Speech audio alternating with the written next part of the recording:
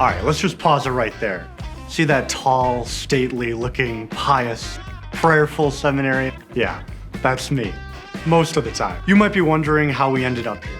Redmond! We're interviewing all the deacons, and we're thinking that maybe you'd be the interviewer.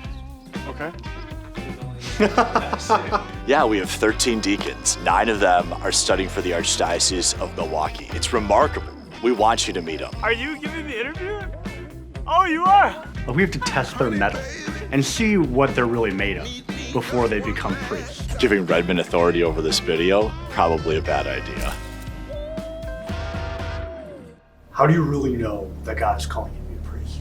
Well, I would just say it's a tremendous gift and privilege to be called to be a priest. It was once I started to pray every day, once I started to really grow in a relationship with Jesus, that I started to think about the priesthood.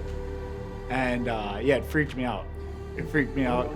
It kept coming up, and I would have conversations with other guys and to try to basically get someone to talk me out of it, you know? I knew that if I ran away from that, I would always regret it, and that in some ways I would never find peace and joy and fulfillment in my life unless I really submitted to the Lord's will. When I went to confession with Bishop Ricken, he asked me, have you ever thought about becoming a priest? And at that moment I was actually dating. And then Bishop said, wherever God calls you to go, there you will go. And I remember that those words really resonated in my heart. It was something that I never thought it would happen, but God's plans are always better than mine. So when I was in the high school, a beggar came my home and he asked food, and my mom gave him food. While he was eating, he looked at me and he told me, you will be a priest. And also he told me, you will cross the sea and serve the people. 10 years later, that exactly happened in my life. I think that was a kind of prophecy in my life. What is so unique about St. Francis de Sales Seminary?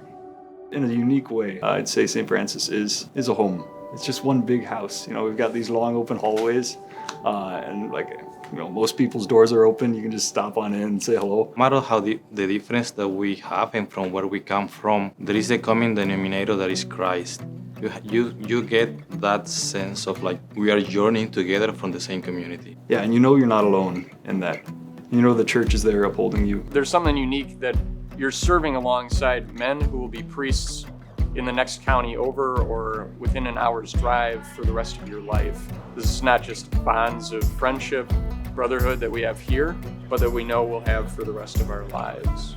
All the guys are really unique, and I think the rector that we have, Father Luke, is someone who can unite everything that we bring. So I think it's a fun community. He always says that. We are all about fun, and I think it's true. Can you do an impression of Father Luke Strand? He gets really excited about most things. He gives a really strong handshake. It's like a very manly handshake. And he even like pulls you in. Hey, how are you? Like leans in really close. Father Luke Strand. Nice to meet you. I'm Father Luke Strand. And then stare very intensely into your soul. In a very, very loving, fatherly way, of course. Can you talk about what's been the most difficult part of formation for you? It's kind of like the psalm, like to the Lord, like 1,000 years is one day, and one day is like 1,000 years. And sometimes that happens. Like you can look back through formation. I've been here 5 years now, and you can identify maybe one day where it was like a huge kind of conversion point or turning point. By the time we're in full swing in the seminary year, we have basically a catering company that we're running out of this place. The seminary is just, continually pulled me out of myself more and more in ways that have been very challenging, but also very life-giving. Every year I do look forward to and love the Eucharistic procession in the fall. As I even say that, I think to myself, wow, I am a true seminarian when I say something like that. This summer I baptized some babies. I think being in the hospital and taking calls down to the emergency room and some of the situations that would just arise on those sorts of calls were things that I never expected to find myself in. And I think that's kind of unpredictable character of priestly ministry, that we encounter people from all walks of life going through all sorts of situations, and maybe aren't able to adequately ever prepare ourselves to step into those situations. And we're not just studying, right? We're being formed into brothers, into fathers. Yeah, there's something really cool about being able to serve the Lord in the little things. Every genuflection when I enter the sanctuary or when I cross in front of the tabernacle is an act of faith, because you could just walk by. But every time you bend the knee and rise, it's an act of faith. Every time a priest puts on black, we die to ourselves or give ourselves to him. The little things like sweeping up old flower petals or watering the flowers, those are acts of love. I do think about my parents, all the little unseen acts of love that they made for us, all the sacrifices that we had no idea about. As a priest, you get to offer those for the parishioners, for God, for your family, for friends. What animates your desire to be a priest?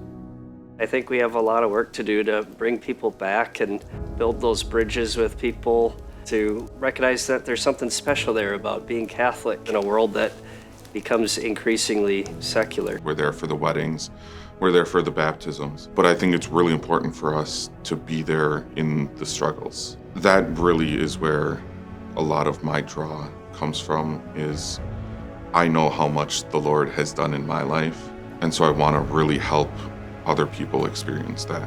I think just like kind of presence, like a ministry of presence, just kind of being available and being with people as a father is what I'm most excited about.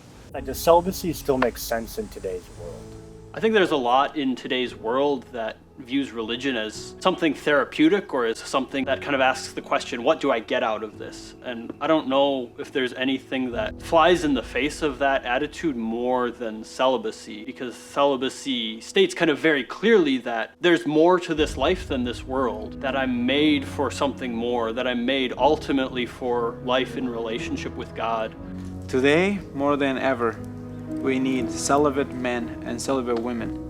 It allows us to give ourselves so much more completely to the people. It's definitely a radical experience to say, like, I'm not gonna have a family with kids. And when I see the priest lift up the Eucharist and say, this is my body, this is my blood given up for you, that's what I see the priest doing for all the people that he's gonna minister to. These are the spiritual children that I will die for, just like Christ. The Christian faith is under attack, and the Christian faithful want to know that it's worth fighting for and that it's worth laying down your life for. When they look to their leaders, when they look to their pastors, they want to know what the gospel is worth to them and if they really believe it. And when they see that they're willing to forego marriage and family and wife and children and possessions, that's a powerful witness. For nearly 170 years, men have walked into this chapel, dropped down to their knees, and asked God to help them discern a priestly vocation.